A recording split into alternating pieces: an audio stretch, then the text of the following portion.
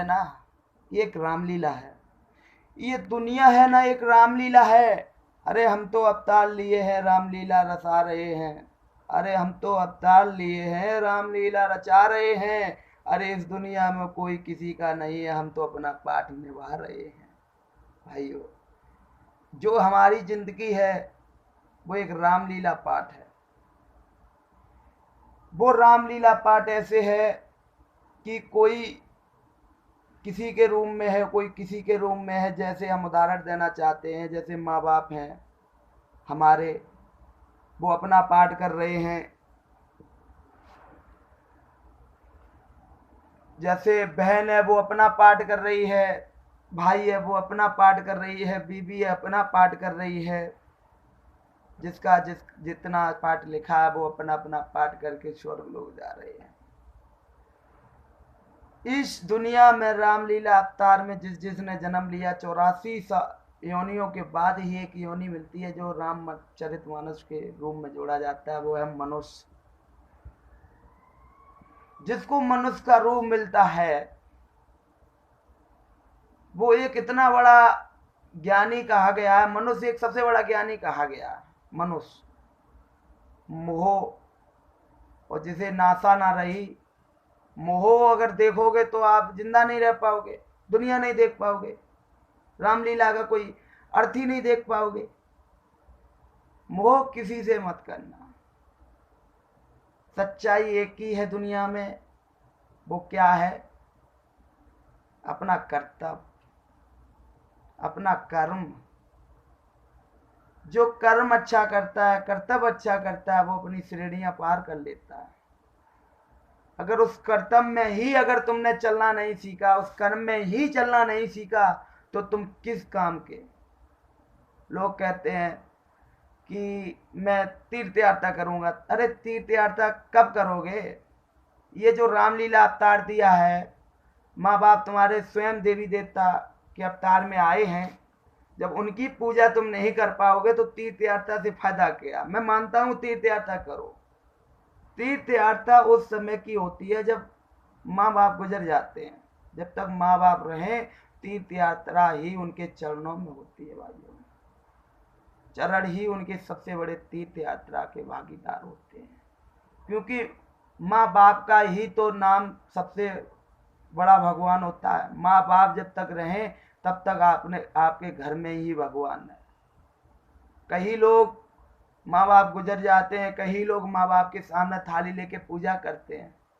कितना अच्छा भाग्य है उनका, कितनी अच्छी उनकी सभ्यता है, कितना अच्छा वो अपना ज्ञान का पाठ कर रहे हैं, वो कितना अच्छा अपने भगवान को प्रदर्शन दिखा रहे हैं, वो कितना अच्छा अपने आप को रामचरितमानस में जोड़ रहे हैं।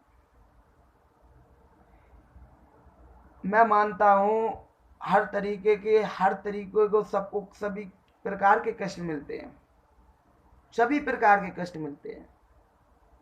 कहीं रास्ता है तो कहीं मंजिल है, कहीं रास्ता है तो कहीं मंजिल है। अगर इस मंजिल पे चढ़ना है तो इस कांटों को भी हटाना है। तो रास्ते में कांटे जरूर पड़े, उन कांटों को हटाइए आप। जब कांटे को हटाकर आगे बढ़ोगे और खतरा आएगा। उस खतरे से आपने अगर चलना सीख लिया, सहना सीख लिया कांटे का दर्द, तो आप किसी भी इतिहास को उठा के देख लेना, किसी भी शास्त्र को उठा के देख लेना, जिसने जितना कष्ट उठाया तो उतना ही उसका नाम भी बड़ा हुआ। भाइयों, कष्ट हर जगह है, कष्ट हर जगह है। कहाँ नहीं कष्ट है? अरे बच्चा कोई अपने माँ बाप की सेवा करता है तो कहता है यार मैं रोज पूजा करता हूँ माँ बाप की, तो वो ये नहीं जानता इस पूजा से क्या फल मेरे को मिलने वाला है। वो ये नहीं जानता इस पूजा से क्या मेरे को फल मिलने वाला है। वो ये समझता है मैं कष्ट में हूँ, कष्ट में हूँ। अरे कष्ट तो सभी को मिलते हैं भाई। कष्ट सहना सीखो। सहन शक्ति क्रिया अपने आप में आ गई ना, तो अपने लोगों को ही ज्ञान आगे देकर अपनी पीढ़ी आगे बढ़ा लोगे। जब सहन क्रिया नहीं है आपके अंदर, क्रोध है, क्रोध तो अरे परशुराम में भी आया था, 21 बार क्षत्रियों को हराया। बाद में भिड़ा तो भिड़ा हनुमान से भिड़ गया। उन्होंने सिखाया उनको कि ज्ञान सबसे बड़ा भंडार है, आप ज्ञानी हो तो भी ऐसे आप क्षत्रियहीन कर रहे हो।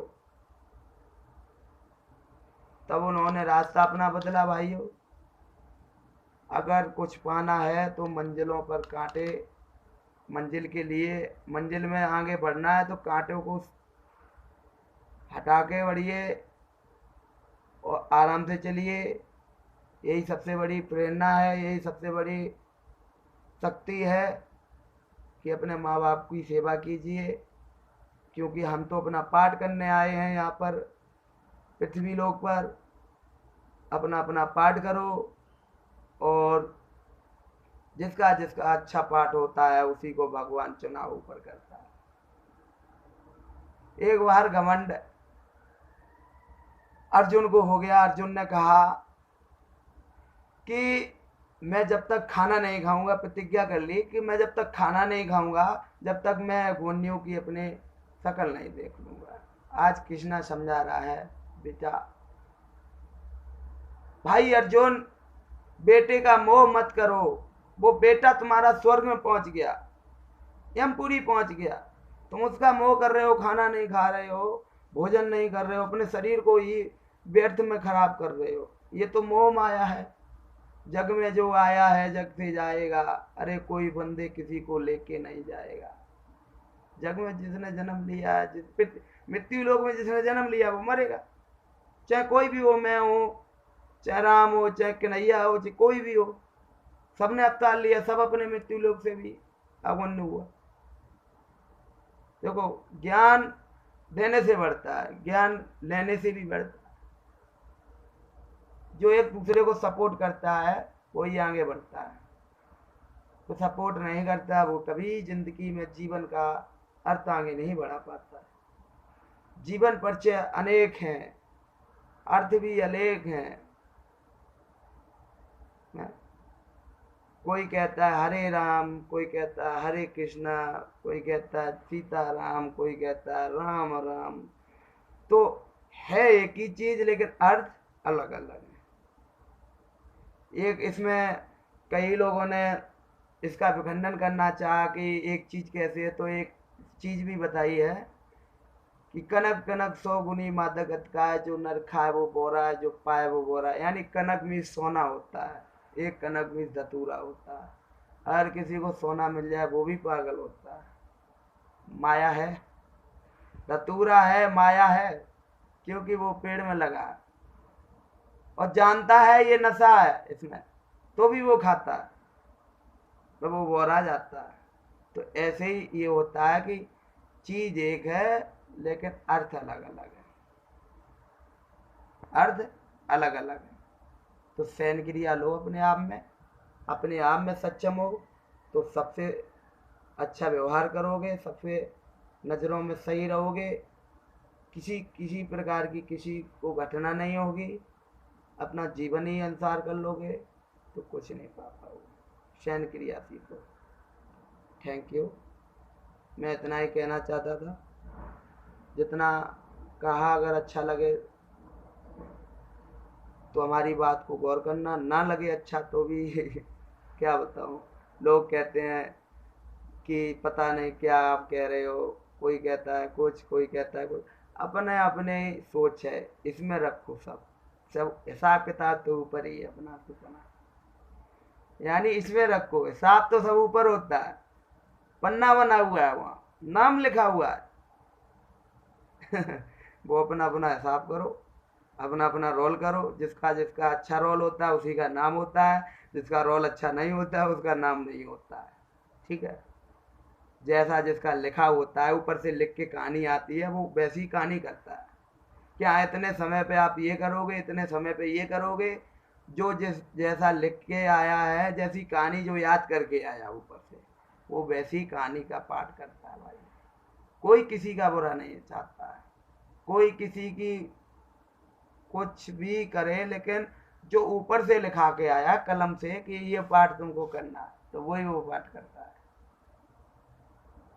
किसी को क्षीर हरण कहते हैं, किसी को कुश हरण कहते हैं, फिर उससे भी अच्छी जिंदगी जी के दिखाए लोग ना, वो पाठ ही है। आप लोगों को गलत फहमी हो रही है कि मैं क्या कहना चाहता हूँ। समझदार समझ जाएंगे, ना समझदार वाले नहीं समझ पाए। थैंक यू, बाय, जय हिंद।